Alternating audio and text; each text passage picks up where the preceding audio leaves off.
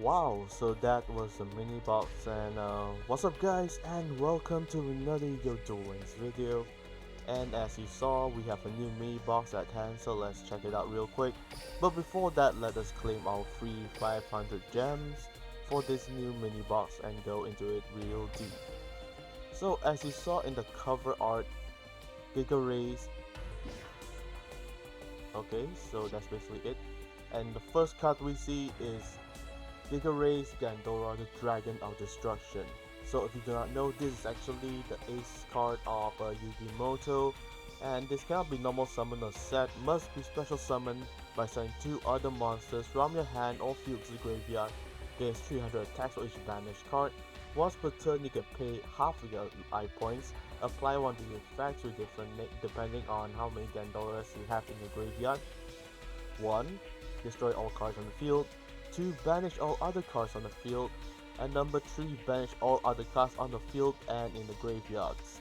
So if you're playing a full-on Gandora deck, the best to have is actually about 2 to 3 copies, and not to mention this monster does not leave the field after it is special summoned. So meaning, this monster gains 300 attack for each banished card. So if you're gonna play a Grand Maju deck that actually banishes a lot of like monsters on field and also in the graveyard, this is one of the cards you really need to play. Next up, the second card, Cursed Necrosphere. So this is a new aberration of the Dark Necrosphere card of Bakura. So cannot be normal summon set, must be special summoned by a card effect. Target 3 banished Fiend type monsters, special summon this card from hand. If you do, shuffle those banished monsters into the deck. During the end phase, if this card is in the graveyard because it was destroyed in your monster zone by an opponent's card, depending whether it's a battle, doesn't matter if it's a battle or a card effect, and send there this turn, special summon this card from the graveyard. Oh, that's an unlimited revival for that effect. Then you can destroy many cards your opponent controls up to a number of other face-up spell and traps you control with different names. You can only use each effect of Cursed Necrosphere once per turn. Wow. So this is actually a good combo if you're gonna play with Destiny board. Not to mention if you have a lot of like continuous spell cards to play on your field or field spells. So let's say you have 3 continuous spell or traps, then you can destroy 3 other cards on the field regardless whether they are monsters or even spell and traps on the opponent's side of the field. That's a pretty good card to pick up. Next up is Qliphort Skybase. Cannot be special summoned, requires 3 Qli tributes to normal summon set. If this card is normal summoned, it is unaffected by spell and trap effects, and any monster's original level or rank is lower than this card's current level. Once per turn, target a card your opponent control and take control of it until the end phase. This is pretty good. So this is actually one of the few Qliphort cards you need to play that if you want to go for a pure Qliphort deck. Especially it requires 3 Qli tributes to actually bring this monster out. So that is one of the few things you need to keep out for. Next up we have our first SR, Jinzo Layered. So this is an XC version of Jinzo, and it requires 2 level 6 monsters, detach a material and target a face up monster your opponent controls, take control of it until the end phase, but it cannot activate its effects or declare an attack. If a trap card is on the field, tribute a monster, destroy 1 face up card on the field. You can use each effect of Jinzo Layered once per turn. Okay, so aside from the fact that this monster can actually be targeted for with traps and all that stuff, the effect of taking control of your opponent's monster, and not to mention destroying another card for each trap on the field, it is a pretty good combo overall. So imagine the fact if you use Super Team Body Force and also bring out another copy of Jinzo from your hand, you have double protection and double destruction effects thanks to this card. Okay, that's interesting. Next up is Direbound Kernel. So Direbound is actually a key card that is used by Yami Bakura, especially like back in the days when in the Egyptian times. So he used Direbound as his ace card. This card declares an attack, gains 600 points of attack during either player's turn. Target a face-up monster your opponent controls, it loses attack equal to this card's current attack. until the end of the turn, then banish this card until the standby phase until the next turn. Okay, that's a pretty good effect overall. It's a level 5, so we can cheat out using Super Team Buddy Force as well, so I'm not worried about that part. Next up is Psychic Mega Cyber. So Fiend Mega Cyber gets another alteration to it. If your opponent controls more spell and traps than you do, special summon this card from your hand.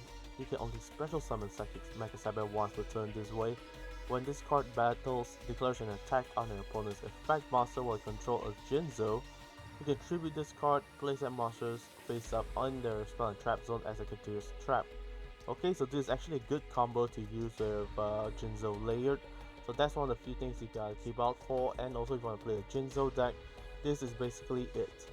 Next up is Qliphort Scout, Qliphort Carrier, Spirit Reaper. Okay, it's a little late for the game, but okay, cannot be destroyed by battle, and after resolving a card effect that targets his face-up card, destroy this card. When this card inflicts battle damage to your opponent by direct attack, discard a card from your opponent's hand. Okay, I think this would have been interesting to have in early 2017 or 18, but yeah, regardless, it's a pretty good card to have. Next up, Gravekeeper's Commandant.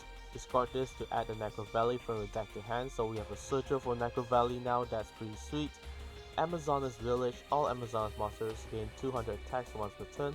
When an Amazoness monster is destroyed by battle or card effect, you can special summon one Amazoness monster from your deck with a level less than or equal to that Amazoness monster in the graveyard. So this card has been used by My Valentine at level 40 at the gate, and it's kind interesting now that we're only getting the field spell, but regardless, better have it than not having it at all. Next up, we have Pots of Riches. Shuffle 3 panel monsters to the deck from your graveyard, or face up from your extra deck, then draw 2 cards. You can only activate this card once per turn, and cast special summon monsters the turn you activate this card except by pendulum summoning. Okay, that's pretty good to be honest. If you are actually like playing a very heavy pendulum decks that require them to be destroyed, like Ignite or Malphos, or even like for Dino Mist for example. That is a pretty good combo to have for any generic pendulum monster deck that actually sends most of their monsters by self-destructing or being discarded to the graveyard. Next up, we have Echo Oscillation. Target a card in your pendulum zone, destroy it, then draw a card. You can only use this effect of Echo Oscillation once per turn.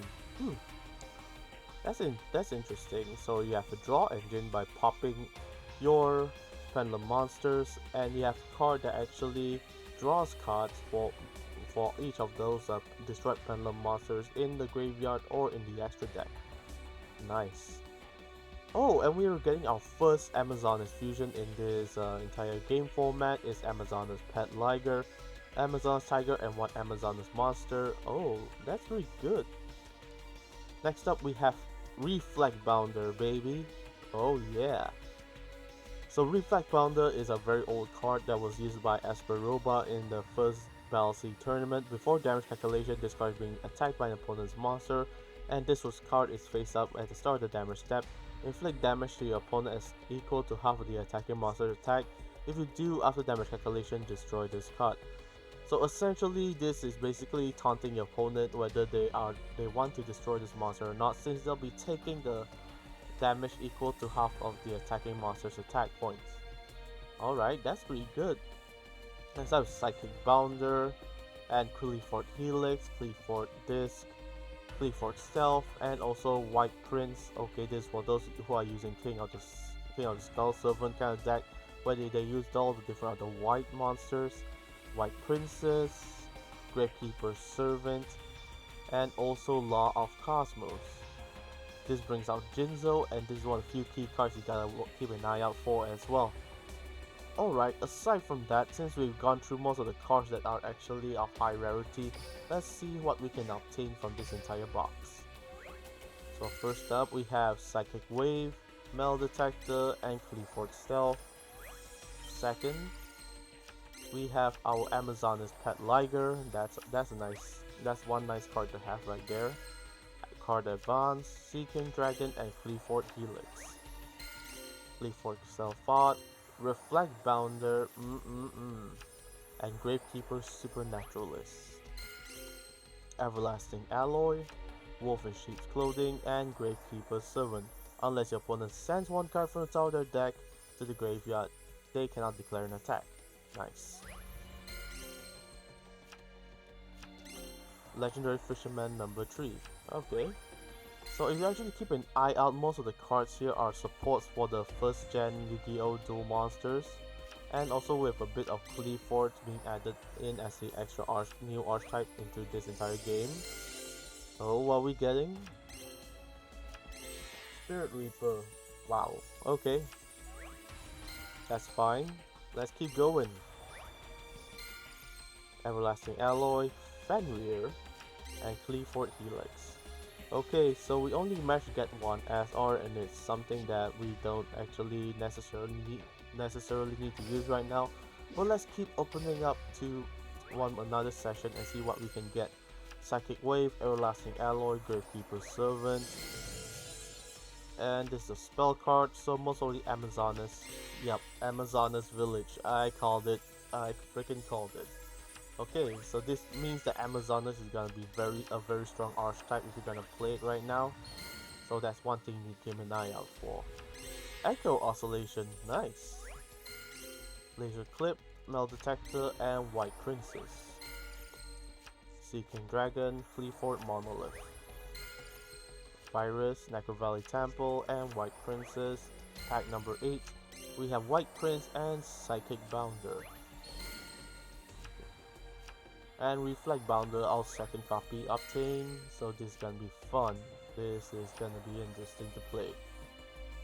Let's go for another session and see what we can get, because so far I am loving this box.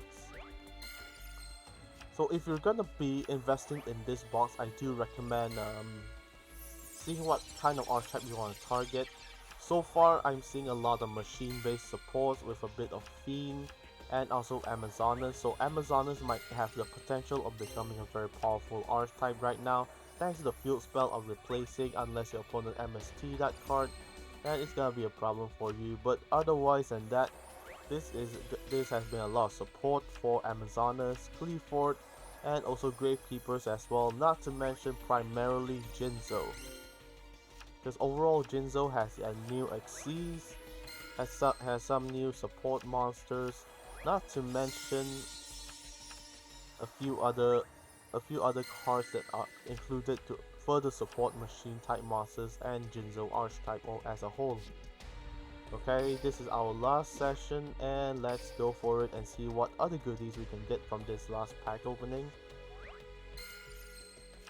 Cosmos Channeling and Sacrifice.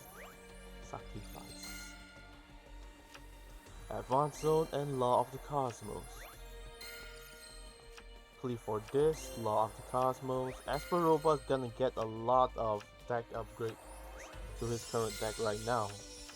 Qliphort Scout. Okay, the moment I see the normal monster, I know that it was a Qliphort. White Prince. Come on, at least one you are. Come on.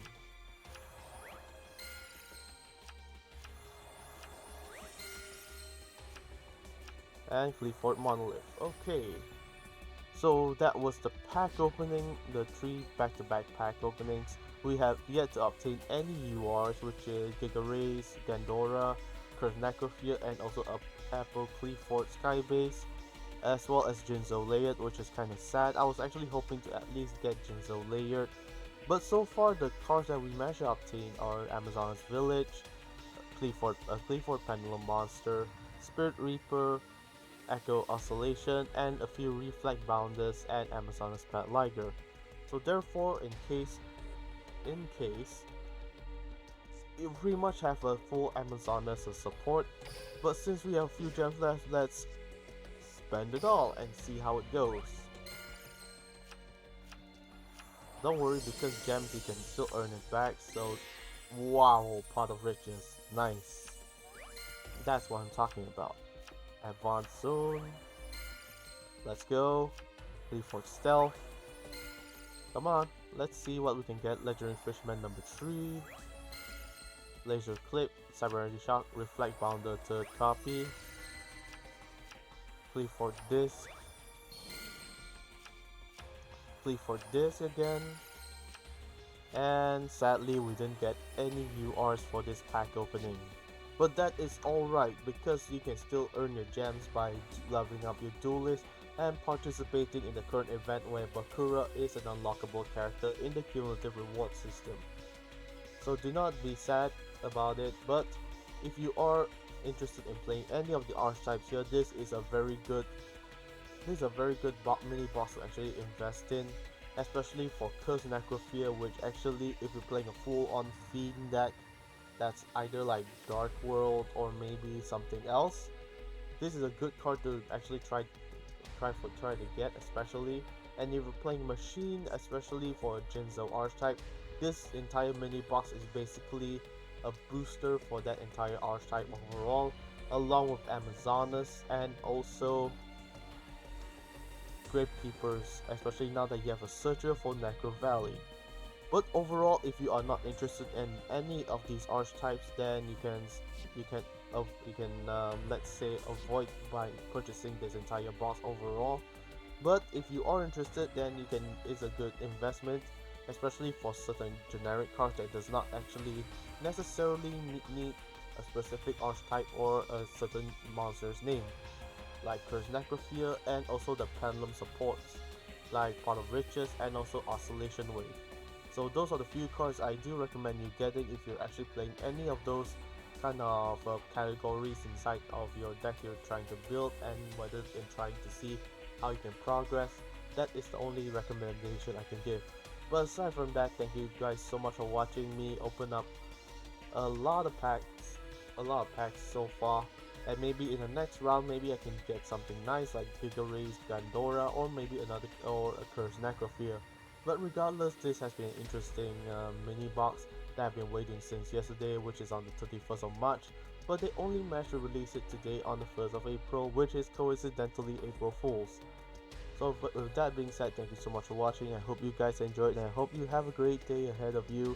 And since it's April Fools, do keep out on certain pranks that your friends try to pull on you, or even family members. With that being said, goodbye, stay safe, but most important of all, keep dueling.